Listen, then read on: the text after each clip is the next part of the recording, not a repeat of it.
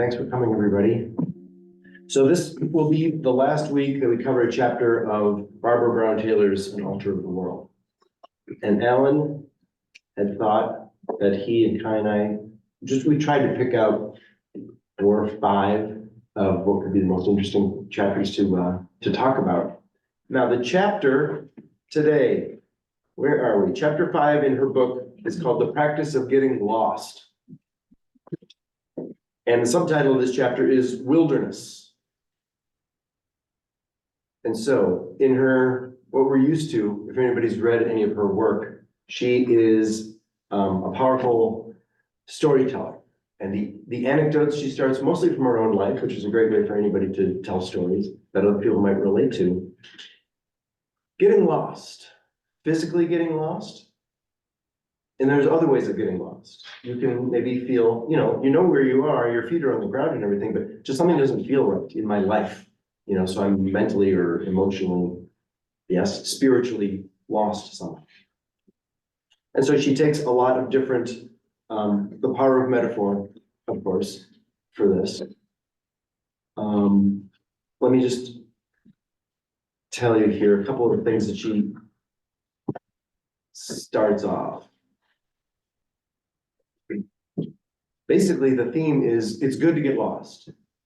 Do it sometimes. Just go into the woods and see how it feels, a place you've never been before.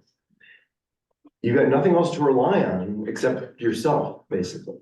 You got nobody else to listen to. And maybe she wrote this before she owned her own iPhone, because what we have technologically now. And no, she actually mentioned at the end she mentioned the problem with the GPS now. That's a problem. It's practically impossible to get lost. Yeah. Or think of anything. I agree with you, Nancy. If the battery is okay. Yes, exactly. I know. Well, or if you have taken the steps of downloading your Google Maps to work offline. That's right. If you're out of cell phone coverage, out of cell tower coverage, you can get lost. Mm-hmm. So yeah, so So you can't depend on anybody else, really. what? You can't depend on any other source, it's yourself, really. Yeah, I think even if you have cell phone coverage, you still have to know how to use your cell phone. I mean, That's right. Still. Mm-hmm. And so I want to hear from everybody your own anecdotes and just what this might stir up in you, because I think she's done a good job for us in sparking up great conversations. Yes? Yeah, in the blurb that was in the messenger, it said loss or lost. Is That was a typo. Oh, okay. Forget the word LOSS. I think we meant to say lost. Yeah, because this is not losing something. It's just maybe just Lost ourselves. one's place. Yes. Okay. And so she starts off by talking about in life, it's maybe just human nature. She guesses. She figures out her routines, her daily routines, her commute and things like that.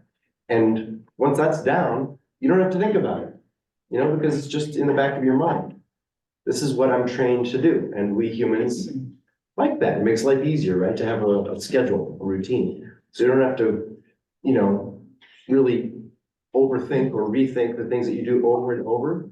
And then, as she said, here's her quote: "I am convinced that this," just getting into routines, "is normal human behavior, which means that something extra is needed to override it."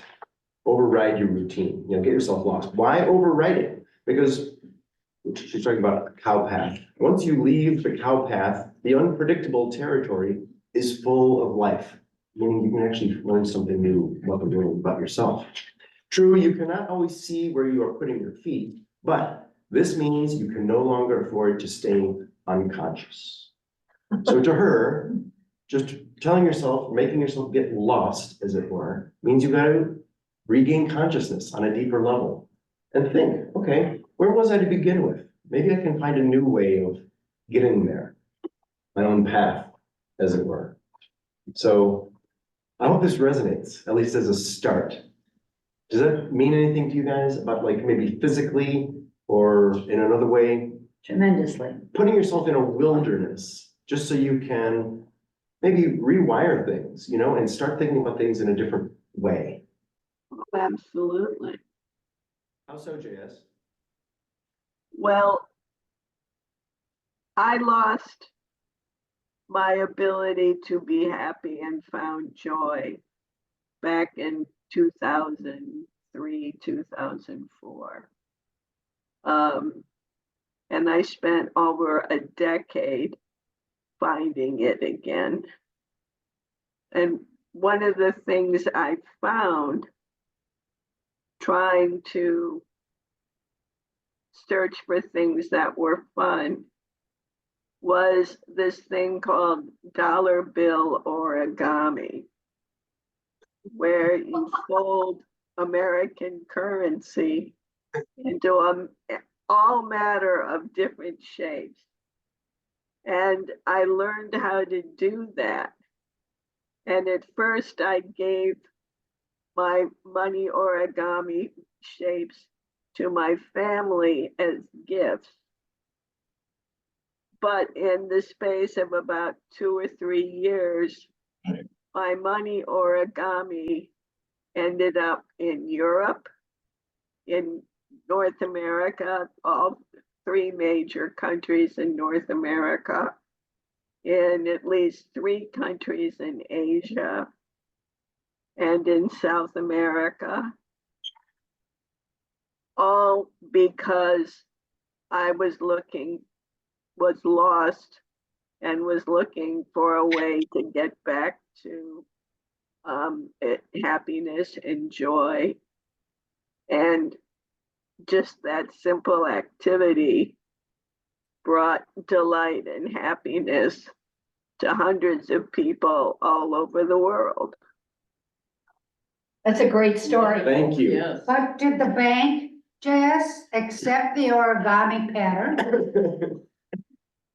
Well, somebody has to unfold it, and the bank usually requires you to unfold before you can give it to them. She marked the question. But it's wonderful to give as gifts or as tips at restaurants. It brings great delight and surprise for people. And because they don't see it on a daily basis.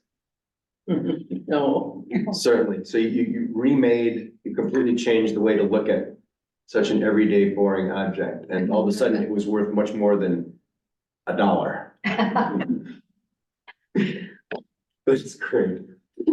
Well, as you can imagine, and those of you who read it know she's a pastor, and where to start, where to begin. The Hebrew Bible to her, this is the running theme, being lost in the wilderness. Abraham and Sarah, the parents, the mother and father of the Hebrew tribe, basically, were lost. The whole story is being in the wilderness and traveling for 40 years or for 40 days. Do they still have those landmarks? Do they still exist, the landmarks where they were at?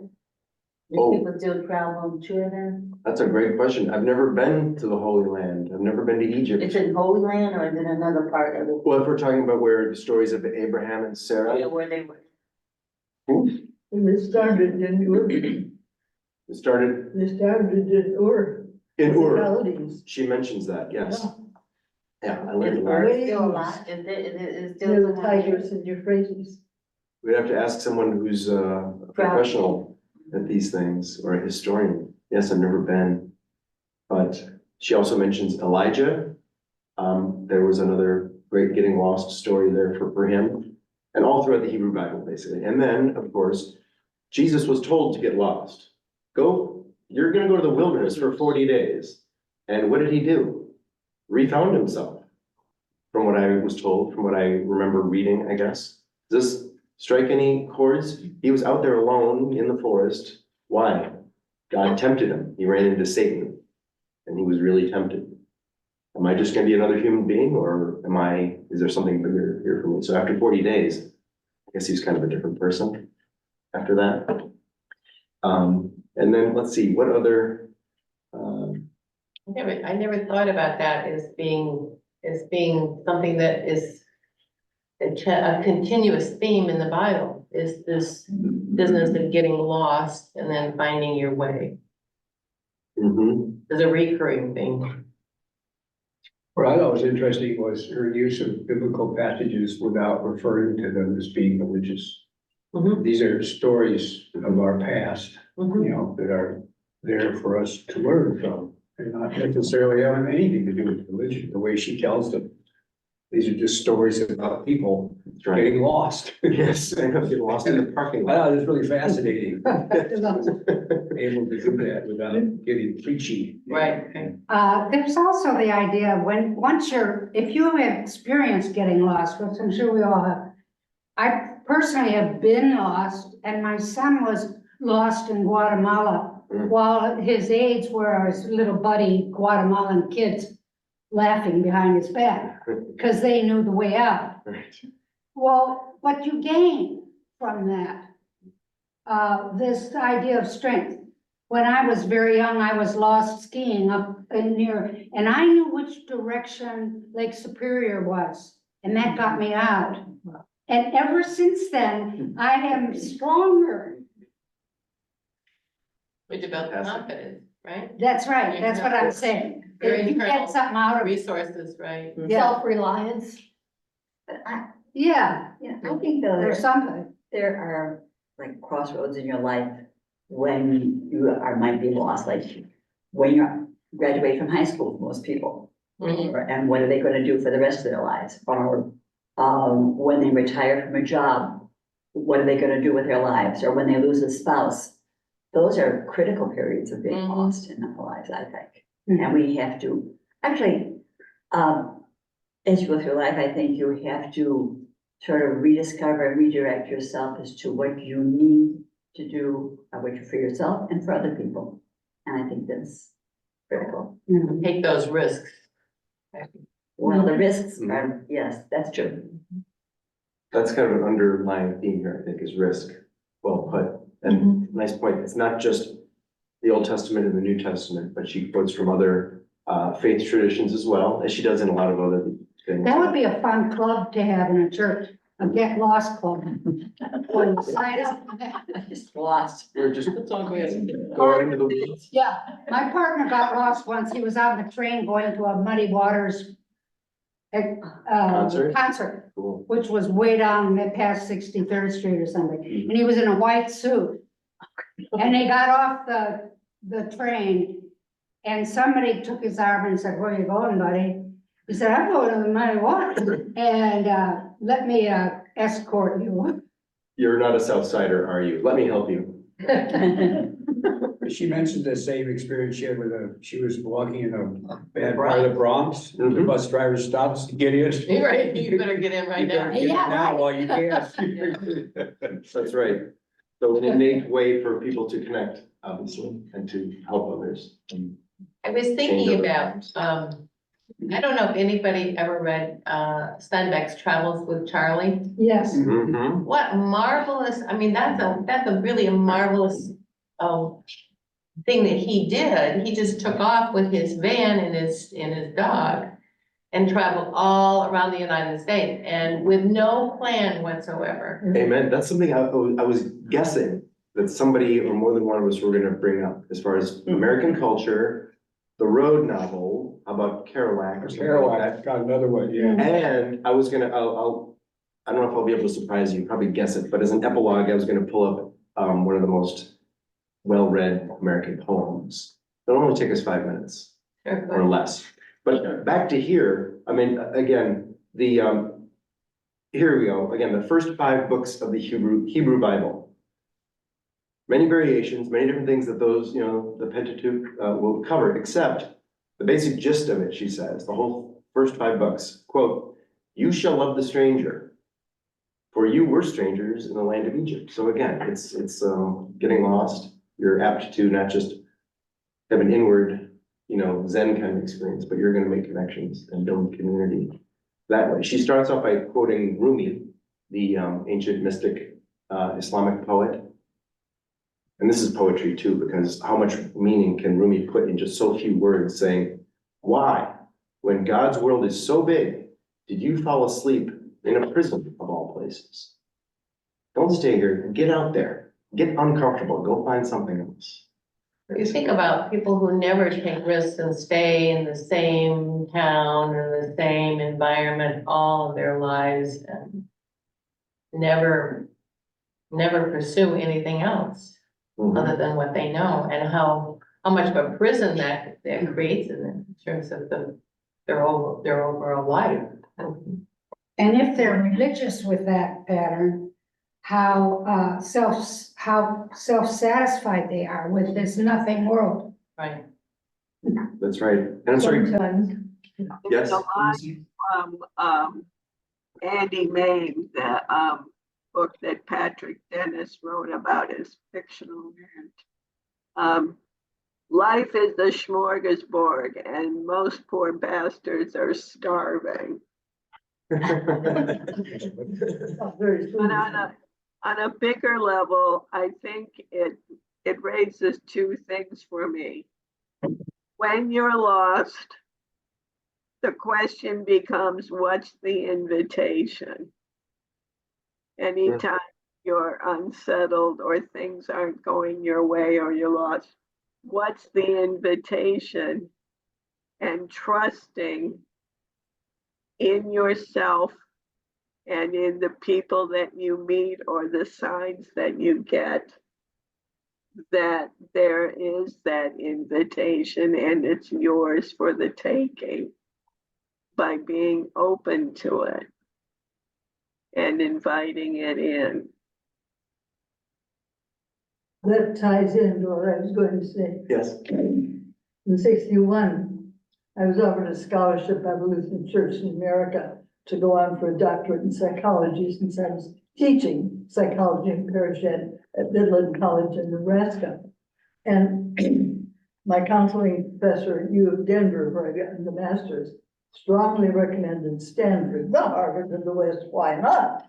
So I, on my straight pay from Midland College, $4,000 a year. Wow. Think about that. Any kind. Lavish. Yes, and I found out years later that the Dean of Women, who was jealous of me for various reasons, had seen to it that I did not get a raise the second year. The third year, she was overruled. It was fun and games at Midland College, lots of good things. Anyhow, I'm out to Stanford to find out that the department I had been writing about had been canceled. Oh, what? And I was in my 30s with that kind of financial backing behind me to find out that the doctorate in counseling and guidance, that's what I was after, had been canceled. And I'd been writing to them, they'd never let me know. So much for the Harvard of the West in their communications. Meanwhile, back at the ranch, I had been asked to be the organist and choir master of First Lutheran Church in Fremont, because I had already founded a chapel choir at college. They didn't have one. Kids wanted them. So I thought, well, at least let me try to find, I wasted the summer. But let me at least find an organ to practice on. So I went up to the music school, which happened to be back to where I was going to be a house mother for the Japanese and Chinese crash course for the summer. What a wow. And there was an argument going on in the bar. And I said, I hate Stanford. Hey, let me hear it. I was 32 years old, no time to waste. And they sort of threw up their hands and the secretary turned and said, what do you want? And I said, I'm just looking for an organ. I got no. The problem was they didn't have an organist for the 8-week Wednesday evening summer meditation candlelit programs in this chapel with the 3-man, no 4-man, no, a huge organ in the balcony. And I was it for the summer practicing, doing whatever I want. I said, well, I don't have an organ repertoire. I'm just doing that.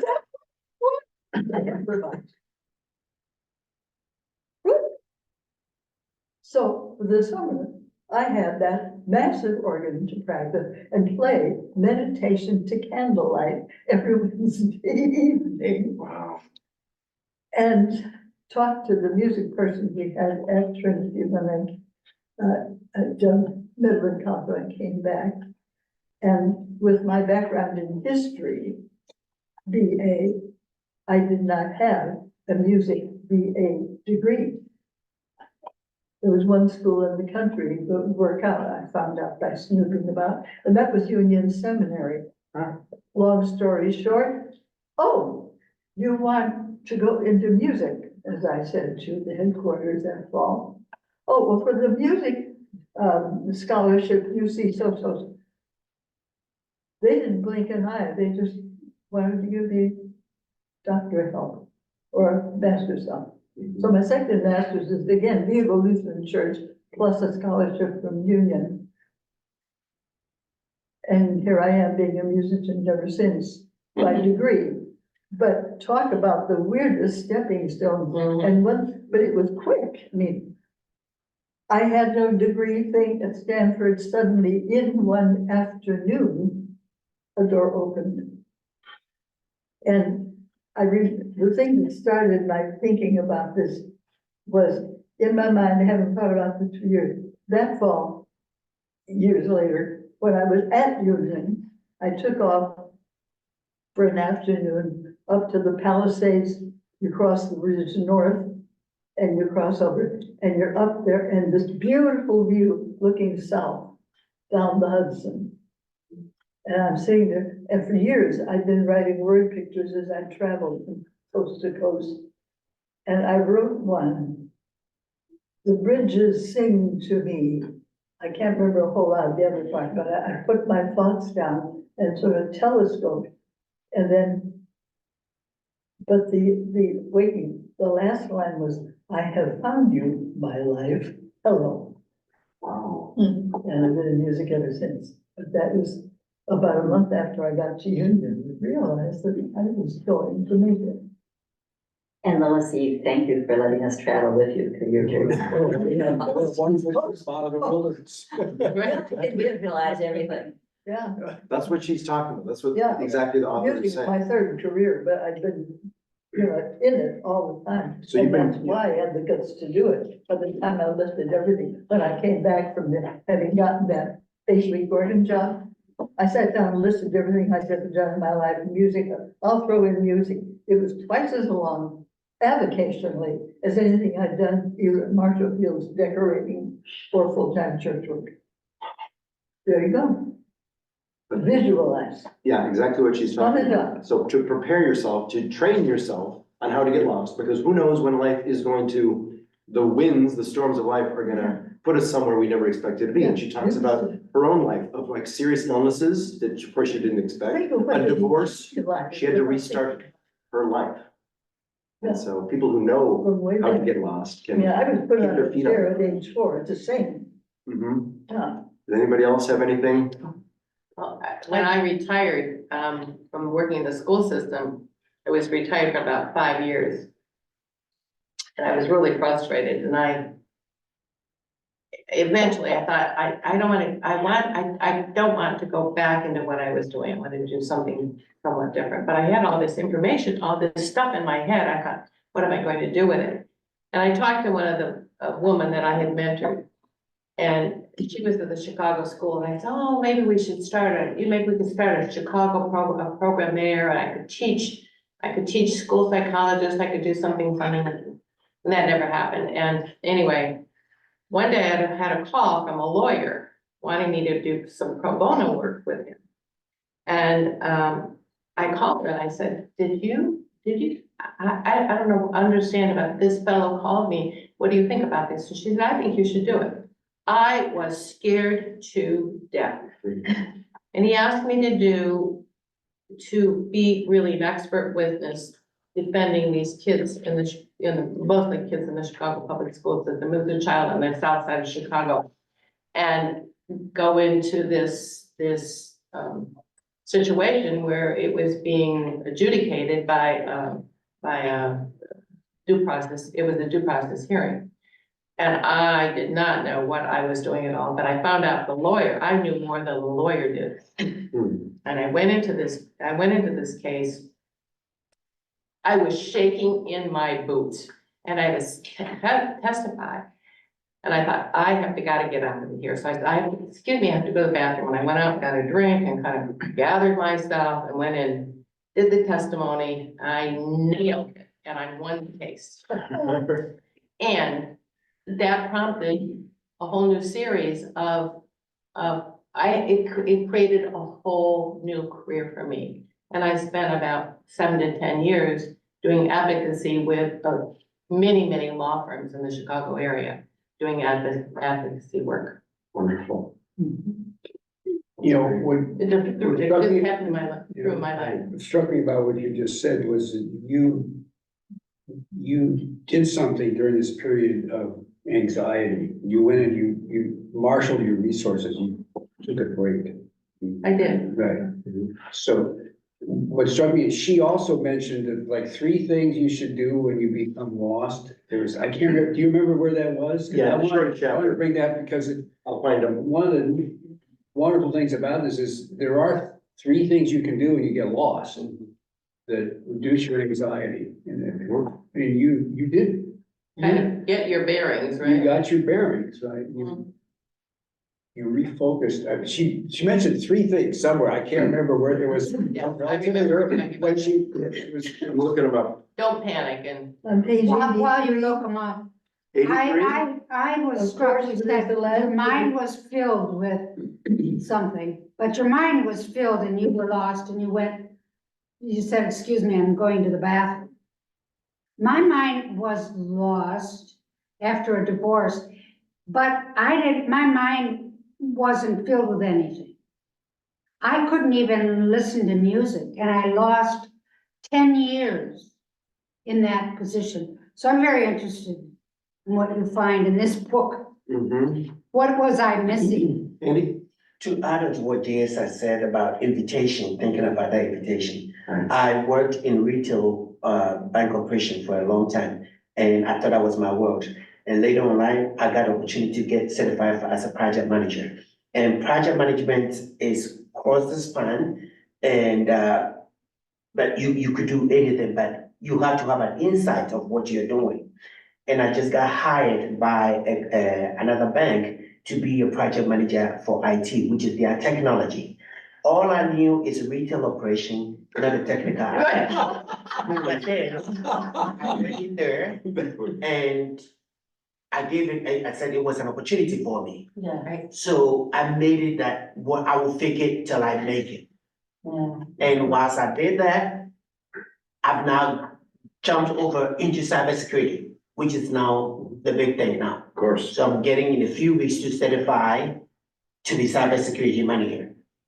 So if you take it as a challenge, you can build on it right. and come out just like me. Were you scared? Were you frightened? Very much, because it was a small company and they had only one person who had gotten the skills from being there from the very beginning of the organization. So she has all the skills, and because of that, she blasts them. If she doesn't come to work, the whole IT department is shut down. And All or nothing at I all. didn't know either, but I picked it up little by little. Initially, I will have my phone. If I see a problem, I'll Google how it's done, and people go and get it, and it's built my confidence and my skill now. I know enough to be a cybersecurity, which is. But did the people around you help you? Well, People around if you let them know to were help you, aware? it takes away from, no, you were hired because you were skilled.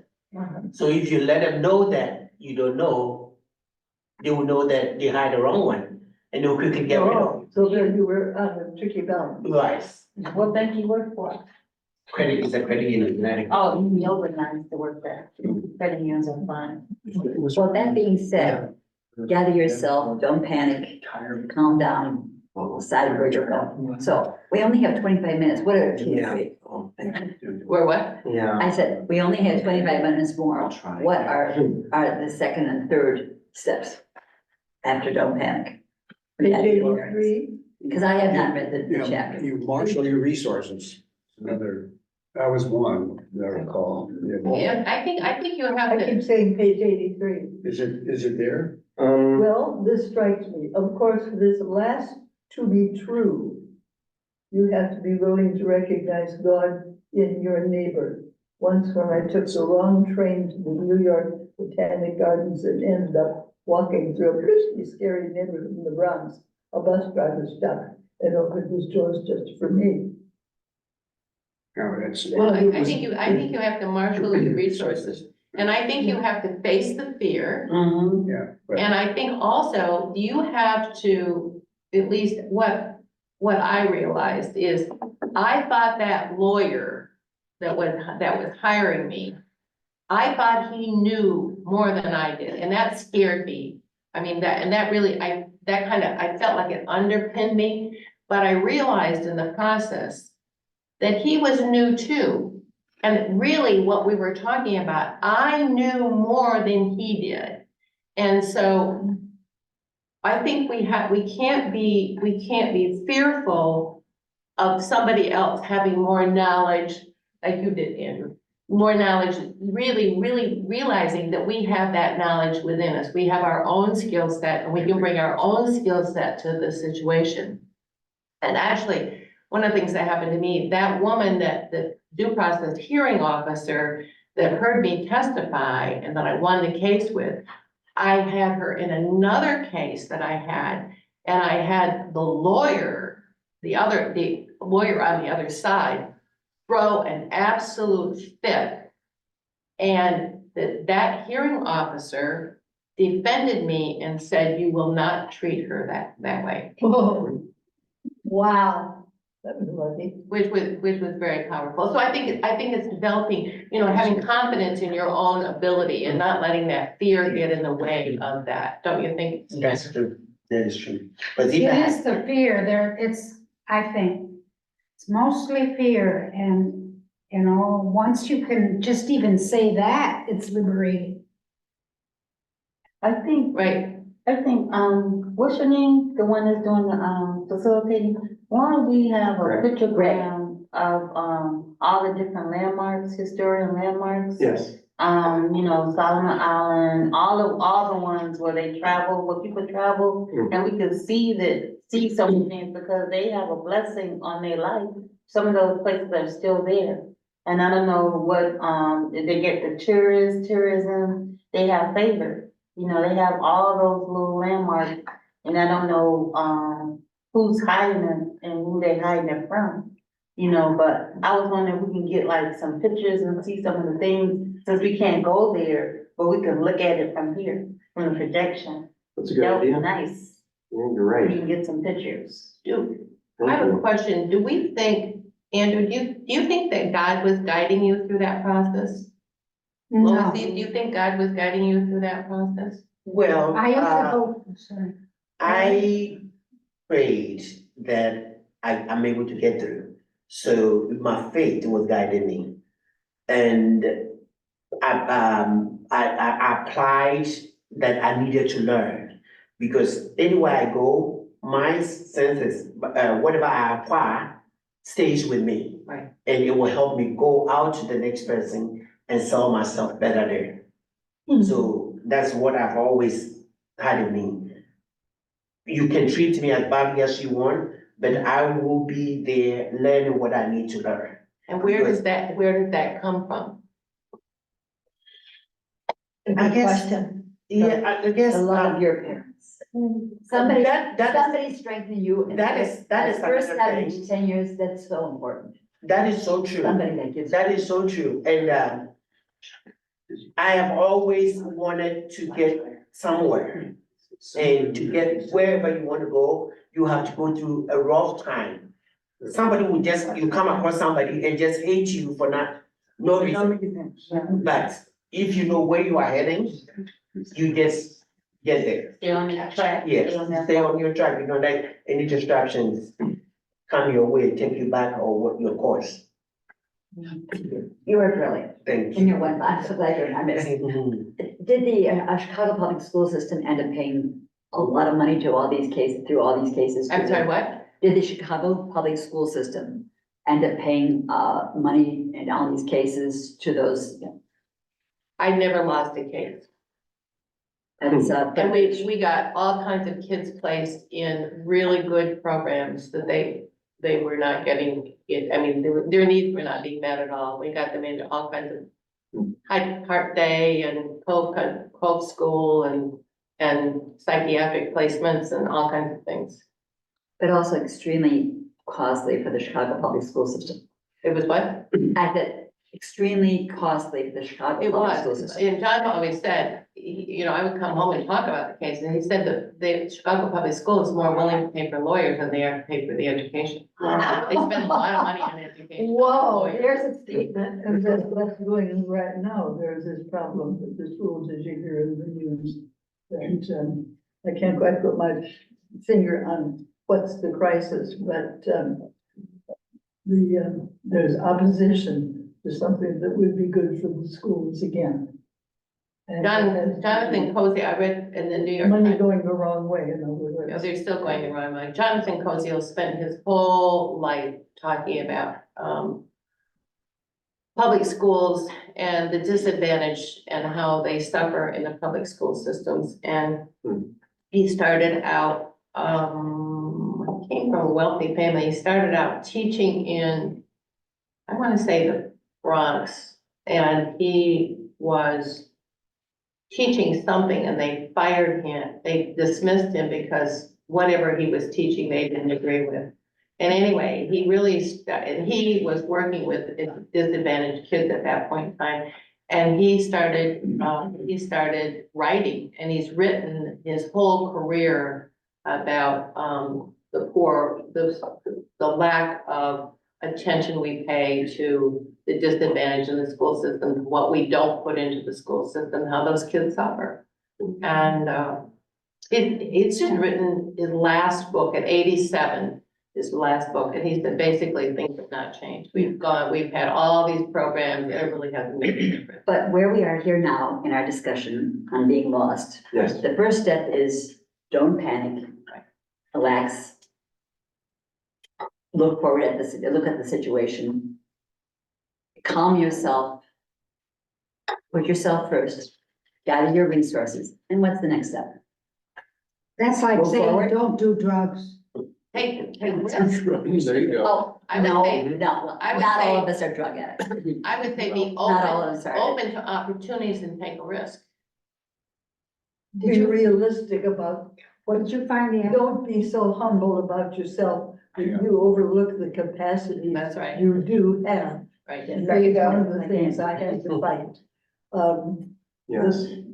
And the ironic part of it is when you do put your first foot forward and say, yeah, I can do that.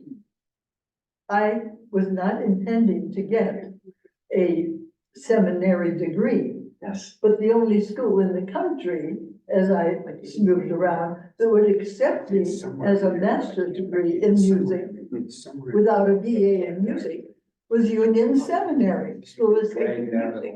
So that's how I got there. The Union, in New York. Yeah. What an amazing school. Yes. That's fantastic. So now we've sort of addressed this problem from our pasts Mhm. and our current situations. So, and we've talked about the 3 steps. So now where do we move next? Do we Well, talk yes. about a church or what? She gets kind of prescriptive because she's all over the place in barely 12 pages, going from the Hebrew Bible to her own stories. And after talking about, Jesus in the wilderness for 40 days, she just says, okay, these are big stories, but all you really need is a flat tire to find yourself thrust suddenly into the wilderness. That's, I think, what we were looking for. Stanford with my flat tire. Yeah, you're out, Oh, goody. you're, out in the middle of nowhere, you Uh-huh. got a flat tire. Okay, that changed your whole life. Are Sure. you gonna panic? Do you have everything you need? So basically she says, this has happened to me, so I know. One moment, everything is fine.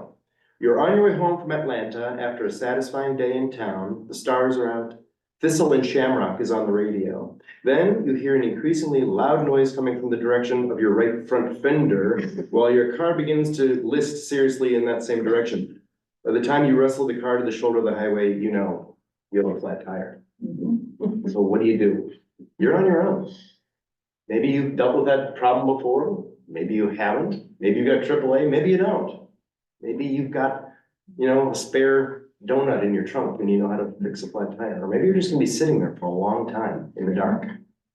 That sounds to me like suddenly someone puts a jam in the door of your self-pity, or I'm a victim, or your grief. And helps you realize your way out is to be practical. Which means I needed help and I never got it. I never thought of that. I was too busy with being victimized. And you had 4 children? Or was that later, earlier? Yeah, it was a little later. And so there was so much going on with me that I actually one night saw a very giant red bug on the wall. I mean, big, and it flashed. Yeah. And I said to Sam, don't you see that? Yes. And then I knew how nuts I was. Did that help? Yes, it Okay. helped. I'll tell myself. Maybe I'm God nuts. was telling me something. So Junior, can we help you with your computer problems? Yes, we're here for you, for tomorrow night, Yeah, everybody can come 6 o'clock tomorrow night, please. That's a in great. the wilderness. No, it'll. I had a flat tire on the Jersey Turnpike at night in the rain, Who else was in the car? just me. Mm, I was coming from Union to go to my sister's in Ohio, okay. and I can't remember, no, I must have been coming from, well, anyhow, I had a car then, because at Union for 3 years, I didn't have a car. Why would you have a car in New York? Why would you have a car in New You York? don't. But wherever I was in the car, and I just waited until the people, who traveled, the state troopers, Right. every 45 minutes maximum, they will come by. And I just put the blinkers on and waited, and I do remember, because my trunk was full, so obviously I was moving, and we had to, in the misty rain, unload the trunk to get to the spare, Jeez. and they put it on for me, and I went merrily on. So It happened. I feel like we're, I knew somebody would eventually come along, because it was the Jersey Turnpike, I feel like Right, yeah. you weren't I in wasn't on Arizona, a spare road. right. Thank God. I feel like we're at an impasse here for the first time ever in the many years, decades that I've attended this group. So where are we going next What, in our discussion? what are you looking for? Yeah, we're, Well, I just feel like we've covered the 3 points, which are extremely important, and we've looked historically at people's lives. Mhm. So where are we going now in this discussion group? Because usually we go, okay, back to Oh, the book. not where are we going in this chapter of this book, but where is spiritual Where is our, enrichment where is going? this, yeah, this is the first time I've ever found us to be at sort of an impasse. You guys want to get into some meta level discussions of us as a group? And what we're gonna be doing in the is future? that what you? Yes, Are you talking That about could be, yes. define future? Yes, let's listen to her. What do you mean by Please future? flesh it out for us. What do you Yeah. mean? Well, I just feel, Do you have suggested changes? I mean, we should always be changing, thinking of new topics, speakers. well, since we don't even have new leaders for the coming year yet, do we? Maybe first things first. Is that what you're anxious about? Well, no, I'm not, it just seems like I have attended this group for, I'm sure, a decade and a half. And I just feel this is the first time there doesn't seem to be anything coming from other people. I know everybody in this room has been in a position where they've been lost multiple times, especially Betty, and she hasn't said a word. I mean, her life. Well, I She was did, thinking it of is- saying something. And that is that I can't think of a time. But then I thought, as a teacher, and I had kindergarten through 5th grade. And so I got to know the children. But you get a group of children in for art. And there were always some who couldn't wait to get started because they had all these wonderful ideas. And then you had someone who was kind of thinking, and then you had the group that said, I can't do that. And you would go to them and you would kind of talk to them about other things and one thing and another, and all of a sudden they'd say, oh, I can do that, And I think that was one of the most rewarding things about teaching, which I did for like 35 years. And had tons and tons of children, including Jane's. Wow. But there was such a variety in every class as far as ability and interest. And you couldn't let the ones who couldn't figure out what to do spoil it for the ones that had all these wonderful ideas. And so you just kind of worked with them, and finally they thought, oh, sure, I can do that. And I think that was, you know, the best part. No, I couldn't think of any downtimes that didn't work out fine. But I could think of having 20 or 25 kids that all had different abilities and different ideas and different saturation points. And that's what I loved about it, because you could go to someone who it just completely floored them. I mean, they just had no idea where to start. And you could just talk to them quietly while the others were working, and all of a sudden, oh yeah, I can do that. So what were you saying to them? Were you giving them different ideas? I worked with their ideas. I would never give. Can you give us a for instance? For instance, if they said, I'd say, well, what do you like to do? And they'd mention, I don't know, what, sports or whatever. And depending on the project, which could be paint or play or whatever, I'd say, well, you know, what about this? Or, you know, or do you, I really did make suggestions. I got the suggestions to come out of them. And then everybody would be quiet because everybody was involved in whatever we were doing. I think Betty's comment about not feeling in the wilderness is really interesting, because in that same situation, if I were in an art class with children to present with a project for art, I would feel very much in the wilderness. And the fact that Betty didn't feel in the wilderness says something to me about Betty and her comfort in the wilderness. Of course, after I had them from kindergarten to fifth grade, I knew them pretty well. Or faith, or faith in the wilderness. Faith in the wilderness, or. And I think this is what she's talking about right here. It's on page 78, if I may read it to you. Please. Popular religion focuses so hard on spiritual success that most of us do not know the first thing about the spiritual fruits of failure. When we fall ill, lose our jobs, wreck our marriages, or alienate our children, most of us are left to pick up the pieces. Even those of us who are ministered to by brave friends and find it hard to shake the shame of getting lost in our lives. And yet, if someone asks us to pinpoint the times in our lives that changed us for the better, a lot of those times would be wilderness times. Interesting. Wilderness times. Sometimes it takes the wilderness. To get us to a different place. And that, I think that's what we're all talking about. Yes, and Betty, maybe, I mean, being a student, whether they know it or not, is being lost. Right. Because You can tell. you don't know where they're They going. They don't don't. light up. And you are the good teacher because you didn't turn off that person who was lost. That's really the point in my It's opinion. interesting because I taught a second grade for 1 year because I asked them if I could do that and do art related to the academics. Yeah. So they gave me a second grade. I never taught a classroom, math, all that stuff. And I thought it was successful. They seemed to enjoy it. And anyway, then after that, I had them for art for another couple of years. And I always remember them and their personalities and all of that kind of thing, but sometimes you do things with them that you don't remember, but they do. And a couple of years ago, I got a message on the computer from one of the little girls in my class. And she said, I mean, she's an adult, she has kids. She said, I'll never forget you, because she said, the day that my father died, I was at school.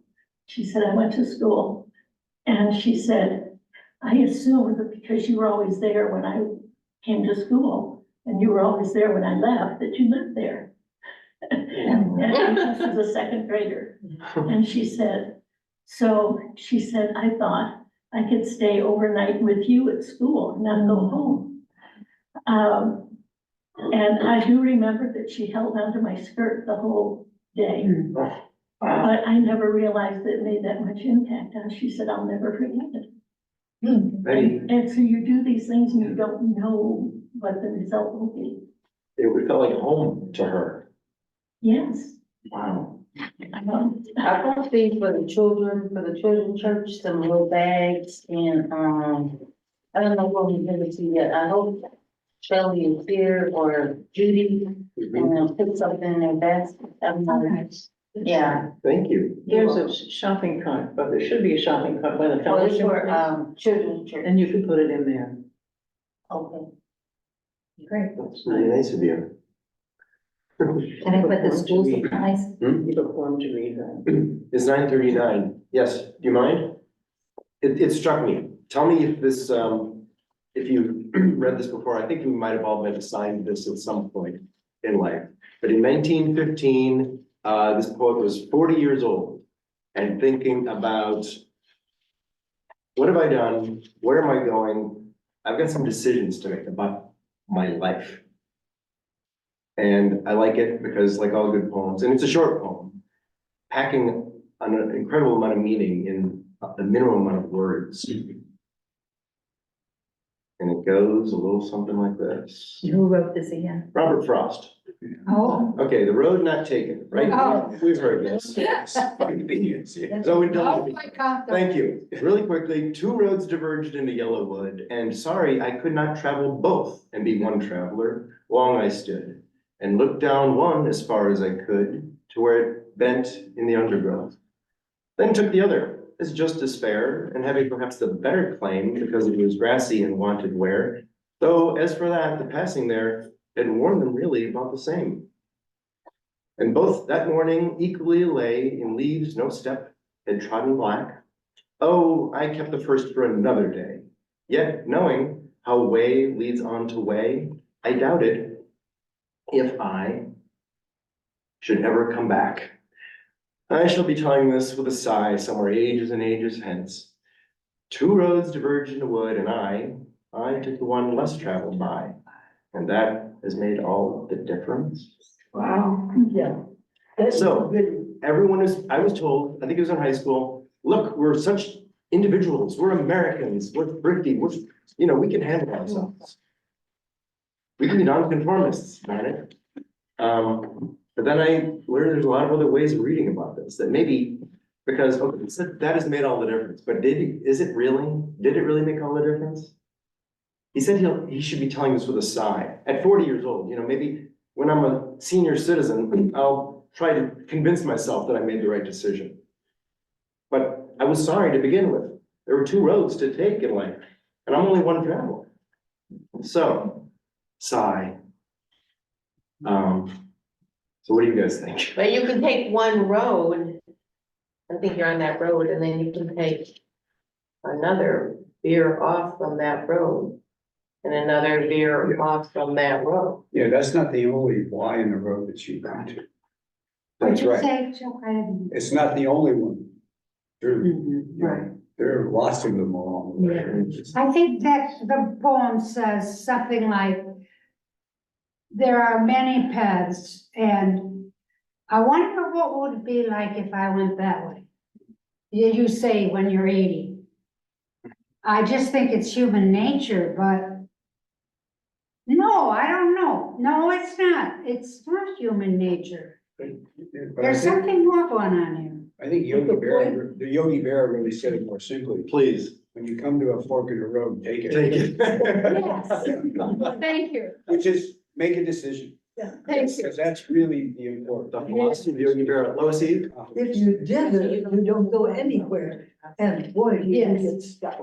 Oh, he was You going to have take one of You them. have to move somewhere. Yeah. There's the optimistic approach. He took one. He made his decision. Yeah, That's. You don't want to get hung up at that fork. right. Exactly. You put it in. You're lost You're in the not woods. the decision, just go for it. But And then You some, only have one, we have one life, but that one could diverge in a variety of different ways. Mhm. Because you did one thing doesn't mean you can't And that's the design, because when you do one thing well, you have made this contribution. This is the only way you can make a contribution, because you need commitment for a long time. Well, you make a contribution, but you also gain confidence and knowledge. Yes, of that course. you can take with you There's to an the next. accretion going on, right? And that takes time. That's what I meant. And then there are some roads that do end. And when they do end, you have to make your own way. Right, That's right. That's right. you do get lost. So can we focus a little on, she says you should practice this by every now and then going out for, what the French have a term for it, going out for an undirected walk. Oh, Yes. I love it. That, it can feel good. I was actually, on my own lost in Paris once. I thought it was a flinner. I did go find some Gauloise, even though I didn't smoke ever, but I was a hipster. Just walking with no destination. Right. I'm gonna run into new things and new people. Oh, it sounds wonderful. Yeah, she mentions But that. it's a practice that we maybe ought to do that. Flinnerism. We ought to do that on a regular basis so that we gain the confidence of knowing that life will be okay, even though we're doing that. And then Mhm. we can't come up with a good alternative, even though we don't know where we're going. We don't have to wait for the flat tire. No, we don't have, you don't have, the good news is you don't have to wait for the flat. Yeah, that felt like Taylor's point. Prepare yourself, because you never know if, when life is gonna throw you some serious curves. Like you That's said, why you necessity is don't the do mother of something. invention. That's right. So when an opportunity comes, you take it and see what the outcome is. And if it's wrong, you learn a mistake, never to do, or you can coach or advise somebody on. But if you're an introvert or something like that, you're not able to do this, are you? Oh, yes, you Yes. are. You don't have to deal with people. I mean, you can get lost by yourself and maybe become more self-dependent or try to. I don't know. I think that poem was a perfect. I am an introvert, so I I'm. know let's see my what's the- biggest battles are within my get up and go, Like a lot of rather people. than sit back and read another book. Right. I think our bigger message is that we can't expect our lives to be always, always on this straight path without any bumps. That failure is a failure, and getting lost and all those things are part of a life's adventure. That's part of what she's talking about in the Bible. And we can make it through those times. We can find a way, we can find another way that may be even more adventuresome or more exciting, or where we can learn more than we had before. And frost does melt, maybe, and disappears into the atmosphere, maybe to become frost or snow again. Ooh, very good. You should write that down. It's in your mem- in your memory. Well, anything else, anybody? You're, Waking up in the morning sometimes, I think, oh dear. What's ahead? I think, wait a minute, this is a brand new day. Nothing has ever touched this day before, anywhere. And I am in control of what I will do with it, and that perks me up. that's fantastic. I think you should paraphrase It's a something new day. Maya New. Angelou. Every morning you can say, okay, this is a new day. I don't think I will have I ever seen don't a day do like that. this. When I do that, it really, well, it gets me out of bed, I'll tell you. All right, shall we, move to church? Yes. Thank you, Well, that was everybody, finished this. very much.